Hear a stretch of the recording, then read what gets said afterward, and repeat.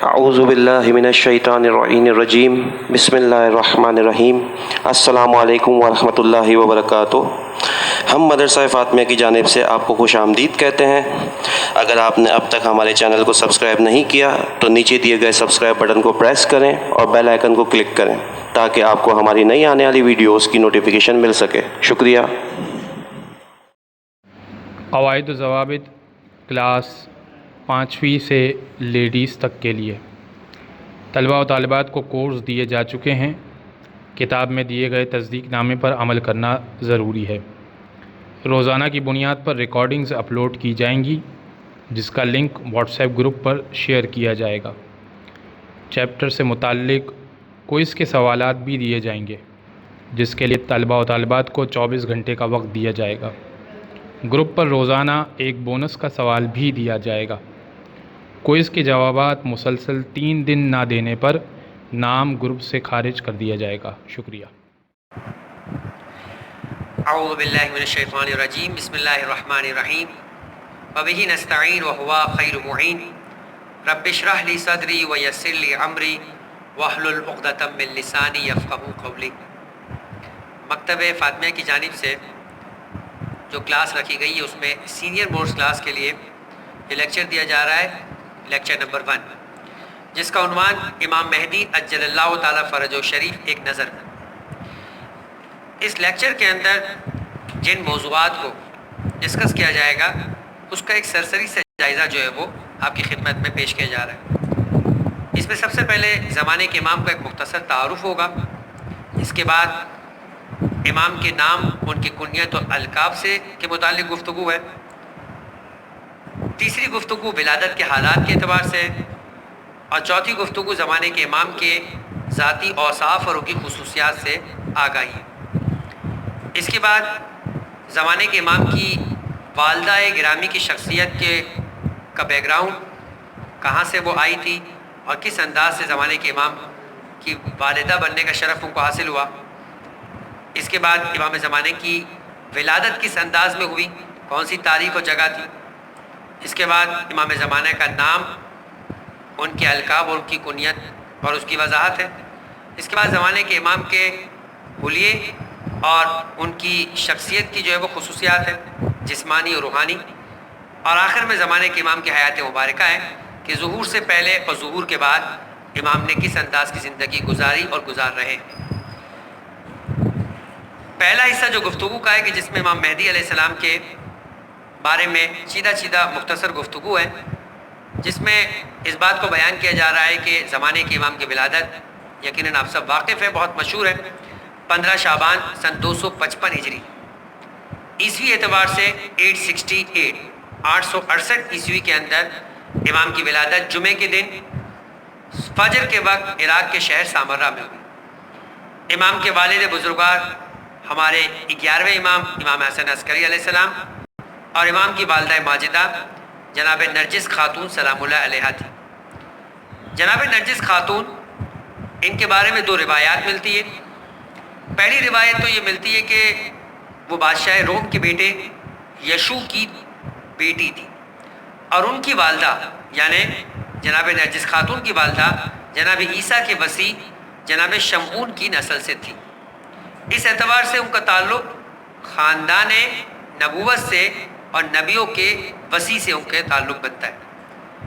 اس روایت کے مطابق جناب نرجس خاتون ایک دلچسپ خواب ہے، کس طریقے سے ان کے خواب میں اللہ کے رسول آتے ہیں، جناب عیسیٰ سے ان کا رشتہ مانگتے ہیں، ان کا ازدواج ہوتا ہے، شہزادی کونین کس طریقے سے ان کو اسلام قبول کرواتی ہے، یہ سارا واقعہ ہے۔ انہیں اس میں بشارت بھی دی جاتی ہے کہ کیسے وہ جنگ میں گرفتار ہو کر اپنے والی یعنی اپنے شوہر امام حسن عسکری تک پہنچیں گے۔ دوسری روایت کا سلسلہ بھی موجود ہے لیکن وہ اتنی قابل توجہ نہیں، اتنی شہرت نہیں رکھتی، لہذا اس کو ڈسکس نہیں کیا جا رہا۔ لیکن جب جناب نرجس خاتون اس سارے واقعے کے بعد گرفتار ہو کر کنیز بنائی گئی، خرید کر امام علی النقی علیہ السلام کے ذریعے سے امام حسن عسکری تک پہنچائی گئی، تو اس وقت ایک مدت تک وہ جناب حکیمہ خاتون کے پاس رہی۔ جناب حکیمہ خاتون کون؟ آج بھی اگر سامرہ میں جائیں تو 4 قبریں ہم کو سامرہ میں نظر آتی، 2 قبریں 2 دو ائمہ کی ہے، امام علی النقی اور امام حسن عسکری علیہ السلام، جو والد اور بیٹے، 11ویں اور 10ویں اور 11ویں امام۔ دو قبریں دو خواتین کی، ایک جناب نرجس خاتون زمانے کی امام کی والدہ، اور ایک امام علی النقی کی بہن جناب حکیمہ خاتون ہے، جو امام علی النقی کی بہن ہے، امام حسن عسکری کی پھوپھی ہے۔ اس بی بی کی اس خاندان میں بڑی فضیلت ہے، اور اس اعتبار سے کہ یہ اہم ترین فریضہ جو زمانے کے امام کی ولادت کے وقت کسی کو یہ خبر نہیں ہے، یا تو امام حسن عسکری کو ہے یا ان کی والدہ یعنی زمانے کے امام کی والدہ بی بی نرجس خاتون، تیسری جو شخصیت ہے وہ جناب حکیمہ خاتون، جو اس راز میں شریک راز رہی۔ جناب نرجس خاتون وہ بی بی ہے کہ جن کی کئی سال پیغمبر اکرم امیر المؤمنین اور امام صادق نے کئی سال پہلے ان کی مدح و ستائش کی اور ان کو کنیزوں بہترین کنیز اور کنیزوں کی سردار قرار دی۔ البتہ اہم چیز یہ ہے کہ آپ کی بھی تعلیمی تربیت خاندان اہل بیت کے اندر ضروری سمجھی گئی، اور جناب حکیمہ خاتون کو یہ ذمہ داری فراہم کی گئی، جو ان کو شرعی مسائل اور مذہب اسلام سے آشنا کرتی تھی۔ معتبر کتابوں میں جناب نرجس خاتون کے کئی نام ہیں، جن میں جناب سوسن، جناب ریحانہ، جناب ملیکہ اور جناب سیقل۔ مشہور القابات میں جو جناب نرجس خاتون کے ہیں وہ سیدہ دوران، سیدۃ الزمان، ام الحجت، امینۃ الحجت، بطول عصر، صدیقہ عصر، ملکہ روما، یہ سارے القابات جناب نرجس خاتون کے بیان کیے گئے۔ اب آئیے زمانے کے امام کے اپنے نام، ان کی کنیت اور القابات کے اعتبار سے۔ زمانے کے امام کا نام اور کنیت پیغمبر اکرم کے نام و کنیت پر ہے، اور بعض روایات میں ان کا نام ان کی کنیت کے ساتھ لینے کو منع کیا گیا، خاص طور پر اس دور غیبت کبریٰ میں جس وقت زمانے کے امام کے وجود کو خطرہ تھا، ان کی ولادت کے وقت سے لے کر ان کی غیبت تک یہ نصیحت کی گئی ائمہ تعین کے اعتبار سے کہ آپ کا نام نہ لیا جائے۔ اور آج بھی مراجعین کرام کہتے ہیں کہ آج نام لینا حرام نہیں ہے، مگر ان روایتوں کے احترام میں امام زمانہ کا نام نہ لیا جائے، بلکہ ان کو ان کے القاب سے یاد کیا جائے۔ آپ کے مشہور القاب مہدی، قائم، منتظر اور منتظر، یہ دونوں امام کے لقب ہیں۔ بقیت اللہ، حجت، خلف صالح، منصور، صاحب الامر، صاحب الزمان اور ولی اثر۔ سب سے مشہور کہ جو گویا امام کا ایک دوسرا نام کی طرح کی حیثیت رکھتا ہے وہ مہدی ہے۔ امام کا ہر لقب امام کی ذات سے کسی نہ کسی متصف خصوصیت کو بیان کرتا ہے۔ جیسے مہدی اس لیے کہا گیا کہ وہ ہدایت یافتہ ہے، ایسے ہدایت یافتہ کہ وہ لوگوں کو حق کی طرف ہدایت دینے والے ہیں۔ قائم یعنی وہ حق کو حق کے لیے قیام کریں گے۔ منتظر یعنی وہ بھی انتظار کر رہے اپنے ظہور کا، اور ہم انتظار کر رہے اس اعتبار سے منتظر۔ بقیت اللہ، آپ نے قرآن مجید کے لیکچر میں سنیں گے کہ قرآن مجید میں بھی امام کو بقیت اللہ کے نام سے یاد کیا گیا، اور احادیث کے اندر خود امام اپنا تعارف انا بقیت اللہ کہہ کر کروائیں گے، یعنی خدا کی حجتوں میں باقی حجت۔ حجت کا مطلب امام کا نام حجت بھی ہے کہ مخلوق خدا پر خدا کی جانب سے گواہ ہے۔ خلف صالح یعنی اولیاء خدا کے لائق ترین جانشین ہیں۔ آپ کو منصور کہا گیا یعنی خدا کی طرف سے آپ کی نصرت و مدد ہوگی۔ صاحب امر کہا گیا یعنی الہی اور عادلانہ حکومت کا قیام آپ کی ذمہ داری ہے۔ صاحب العصر اور صاحب الزمان کہا گیا یعنی آپ اس زمانے میں خدا کی جانب سے صاحب اور حاکم ہیں۔ اب آئیے امام کی ولادت کی کیفیت۔ امام کی ولادت پیغمبر اکرم کا قول ہے کہ میری نسل سے مہدی نام کا شخص قیام کرے گا جو ظلم و ستم کو بنیادوں سے اکھاڑ دے گا۔ عزیزان محترم، میں آپ کو لے جانا چاہتا ہوں، حضرت موسیٰ علیہ السلام کی ولادت ہونی تھی۔ فرعون کے نجومیوں نے یہ خبر دی کہ موسیٰ کی قوم بنی اسرائیل میں ایک بچہ پیدا ہوگا جو تیرے حکومت کو گرا دے گا۔ صرف نجومیوں کی اطلاع کے اوپر فرعون نے 70,000 بچوں کو قتل کیا۔ یہاں تو ختمی مرتبہ جنہیں مشرکین مکہ نے بھی صادق کا لقب دیا تھا ان کی خبر دی، اور سننے والے مسلمان تھے، حکمران بھی سو کولڈ صحیح لیکن مسلمان تھے، لہٰذا اس خبر نے ان کو ہلا کر رکھا ہوا تھا۔ بنی عباس کی حکومت تھی، ان کے ظالم بادشاہوں نے ان روایتوں کو جو سنا تھا اس کے اعتبار سے وہ چاہتے تھے کہ کسی طریقے سے وہ سبب نہ مہیا ہو کہ زمانے کے امام اس دنیا میں آئے. لہٰذا امام محمد تقی کے زمانے سے اپنے دربار سے وابستہ کرنے کی کوشش کی گئی، رکھنے کی کوشش کی گئی. امام علی النقی کو سامرہ میں قید رکھا گیا، گھر میں نظر بند. امام حسن عسکری کا تو مکمل دور ہی قید و بند کے اندر اور محاصرے کے اندر اور ہاؤس جیلنگ، یعنی امام کو ہاؤس کے اندر ہاؤس اریسٹ کر دیا گیا تھا. کچھ وقت زندان میں گزارا، آج بھی سامرہ میں وہ زندان ہے، اور کچھ وقت امام اپنے گھر کے اندر ہی نظر بند رہے. لیکن پروردگار عالم جس نور کو روشن کرنا چاہتا ہے، مشرکین اگر اس نور کو بجھانا بھی چاہے، پروردگار عالم کا نور روشن ہو کے رہے گا. لہذا پروردگار عالم نے وہ اسباب فراہم کیے کہ زمانے کے امام کی ولادت کے مواقع امام حسن عسکری کو مل گئے. اب وہ وقت آ گیا کہ جب زمانے کے امام کی ولادت ہونی تھی. امام محمد تقی علیہ السلام کی بیٹی جناب حکیمہ خاتون اور امام علی النقی کی بہن امام حسن عسکری کی پھوپھی بیان کرتی ہے کہ امام حسن عسکری نے مجھے بلا بھیجا، یعنی مجھے بلوایا، کہا پھوپھی جان آج رات اب ہمارے یہاں پر افطار کیجیے گا، کیونکہ نیمہ شعبان کی شب ہے، 15 شعبان کی رات ہے. خدا اس رات میں اپنی آخری حجت زمین پہ ظاہر کرنے والا ہے. میں نے سوال کیا کہ آپ کی والدہ کون ہے؟ امام حسن عسکری کی ایک سے زیادہ ازواج تھی. فرمایا نرجس خاتون. کہا میں ان میں حمل کے بچے کی پیدائش کی کوئی آثار نہیں دیکھ رہی. امام نے فرمایا بات وہی ہے، خدا نے موسیٰ کی والدہ کی طرح اس کا حمل مخفی رکھا ہے، چھپائے رکھا ہے. اور حکیمہ خاتون کہتے ہیں کہ میں جناب نرجس خاتون کے پاس گئی، سلام کر کے ان کے پاس بیٹھ گئی. وہ میرے پاس آئی، خاندان کے بزرگ ہونے کے اعتبار سے انہوں نے میرے جوتے اتارے، مجھ سے کہا شہزادی آپ کا کیا مزاج ہے؟ میں نے جب یہ سنا کہ وہ زمانے کے امام کی والدہ ہے، اس اعتبار سے قابل احترام ہے، میں نے کہا آپ میرے اور میرے خاندان کی ملکہ ہے. انہوں نے میری بات، یعنی جناب نرجس خاتون نے احترام کے تحت میری بات تسلیم نہیں کی. فرمایا پھوپھی جان آپ کیا فرماتی؟ میں نے کہا آج کی رات خدا تم سے ایک ایسا فرزند متولد کرے گا جو دنیا و آخرت کا سردار ہوگا. بی بی نرجس خاتون یہ سن کر شرما گئی. جناب حکیمہ خاتون کہتے ہیں کہ میں نے عشاء کی نماز کے بعد افطار کیا، بستر پہ آرام کے لیے لیٹ گئی. آدھی رات کے وقت نماز شب کے لیے اٹھی، جو نماز شب کا خاص ابتدائی وقت ہے. نماز ادا کی. اس وقت نرجس خاتون آرام سے سوئی ہوئی تھی، کوئی ایسا معاملہ سمجھ نہیں آ رہا تھا. بی بی کہتی ہے کہ میں نے نماز کی تعقیبات انجام دی، پھر لیٹ گئی. اچانک پریشان ہو کر اٹھی تو دیکھا کہ نرجس خاتون پھر سوئی ہوئی. لیکن کچھ دیر بعد بی بی نرجس خاتون بیدار ہوئی، انہوں نے بھی نماز شب پڑھی. جناب حکیمہ خاتون فرماتی ہے کہ فجر کاذب کا وقت ہو گیا، یعنی فجر صادق سے پہلے کا وقت، جس سے فوراً فجر صادق ملی ہوئی ہوتی ہے.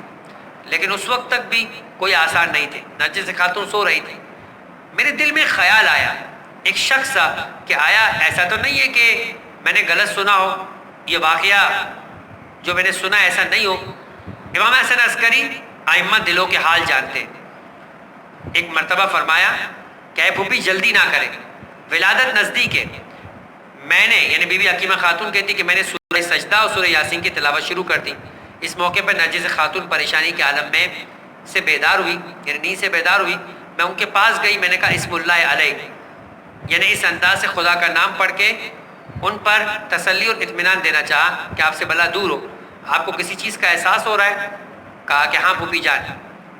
حکیمہ خاتون نے کہا کہ اپنے اوپر صبر کیجئے، دل کو مضبوط کر لیجئے. یہ وہی رات ہے جس کے بارے میں آپ کو کہہ چکی تھی کہ خدا آپ سے ایک فرزند کو متولد کرے گا. اس موقع پر جناب نرجس خاتون پر ایک ضعف، کمزوری طاری ہوئی اور وہ گویا غشی کے عالم میں چلی گئی، اور ان سے سید و سردار، پاک اور پاکیزہ بچہ اس دنیا کے اندر نمودار ہو چکا تھا.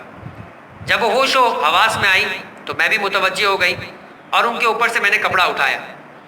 چنانچہ میں نے دیکھا کہ وہ سجدے کی کیفیت میں، اور اسی کیفیت میں امام حسن عسکری نے مجھے آواز دی کہ پھوپھی جان لیجئے، یعنی اے پھوپھی جان میرے فرزند کو میرے پاس لائیے. چنانچہ میں ان کو ان کے پاس لے گئی. اپنی آغوش میں لے کر امام نے فرزند سے کہا کہ کچھ گفتگو کرو گے؟ امام نے فرمایا اشہد ان لا الہ الا اللہ وحدہ لا شریک لہ واشہد ان محمد رسول اللہ۔ اس کے بعد امیر المومنین اور باقی ائمہ پر درود و سلام بھیجا، یہاں تک کہ اپنے والد کا نام لے کر رک گئے۔ امام حسن عسکری نے فرمایا پھوپھی جان ان کو ان کی والدہ کے پاس لے جائیے تاکہ یہ ان کو سلام کرے۔ حکیمہ خاتون کہتی کہ جب میں اگلے روز گئی میں نے امام کو سلام کیا، امام حسن عسکری کو، پردہ اٹھایا تو اپنے مولا و آقا امام مہدی کو نہیں پایا۔ میں نے کہا امام حسن عسکری سے کہ قربان جاؤں کوئی مسئلہ پیش آیا ہے؟ امام نے فرمایا کہ اے پھوپھی جان میں نے ان کو خدا کے سپرد کر دیا ہے، جس کے سپرد جناب موسیٰ کو مادر موسیٰ نے کر دیا تھا۔ حکیمہ خاتون یہ کہتی ہے جب 7واں دن آیا میں امام علیہ السلام کے یہاں گئی، سلام کر کے بیٹھ گئی۔ امام نے مجھ سے کہا کہ میرے فرزند کو میرے پاس لائیے۔ میں ان کو لے کر امام کے پاس آئی۔ امام نے فرمایا اپنے فرزند سے اے میرے لخت جگر کچھ کلام کرو۔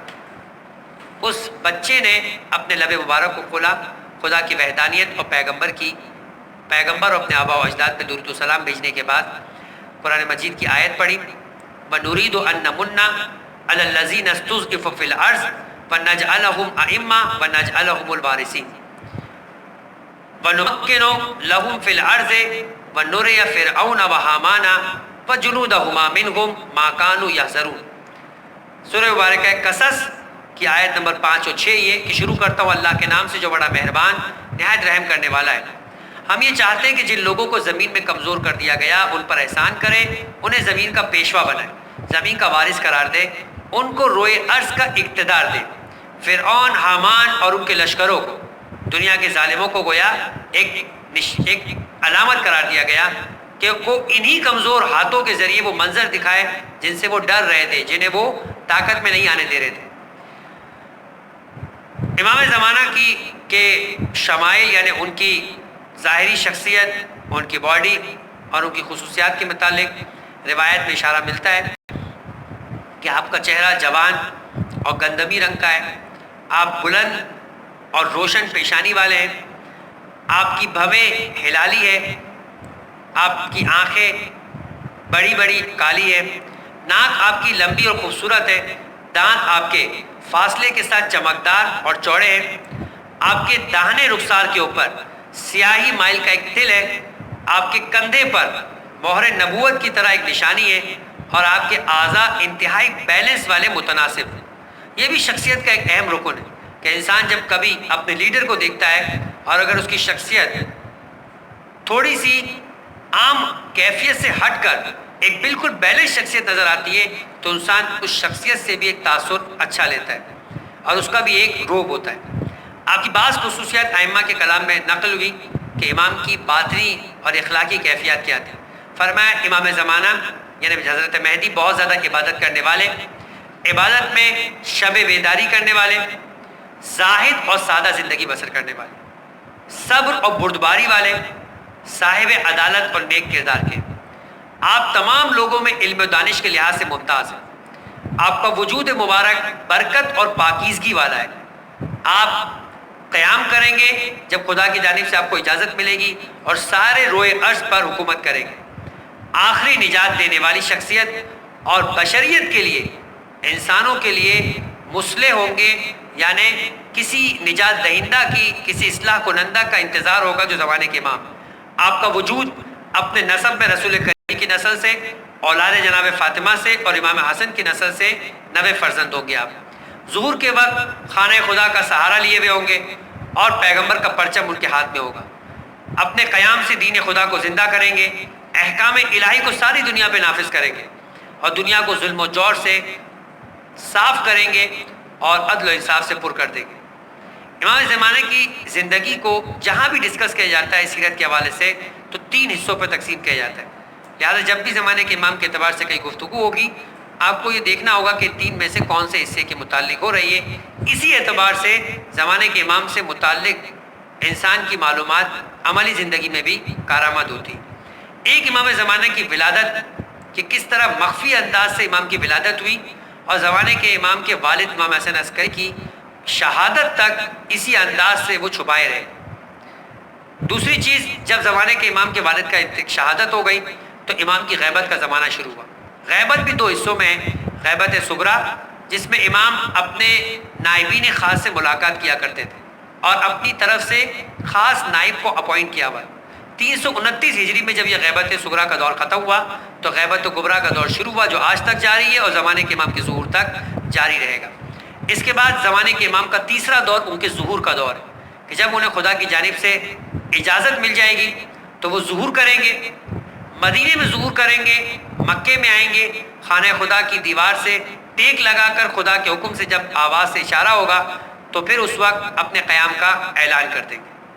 خلاصہ یہ کہ ہم نے اس درس کے اندر زمانے کے امام کے سیرت کے حوالے سے، ان کے والدین کی اعتبار سے، ان کی اپنی ولادت کے اعتبار سے، ان کی اپنی شخصیت کی خصوصیت کے اعتبار سے اور ان کے ادوار کے اعتبار سے گفتگو کی، اور یقیناً جب اسی پیرائے میں آپ اس درس کو سنیں گے تو انشاءاللہ یہ آپ کے لیے مفید رہے گا، اور امید کرتے ہیں کہ اس درس کے سبب آپ زمانے کے امام کی شخصیت پر مزید مطالعہ کر کے اپنے آپ کو زمانے کے امام سے متصل کرتے ہوئے ان کا جو ذمہ داری ہماری قرار دی گئی انتظار کریں گے، اور اس انتظار کے بعد جب زمانے کے امام کا ظہور ہو جائے گا انشاءاللہ ہم سب کو زمانے کے امام کے ظہور دیکھنا نصیب ہو، ان کی اطاعت کے ساتھ امام کے اصحاب اور انصار میں شمار ہوں گے۔ وما علینا الا البلاغ۔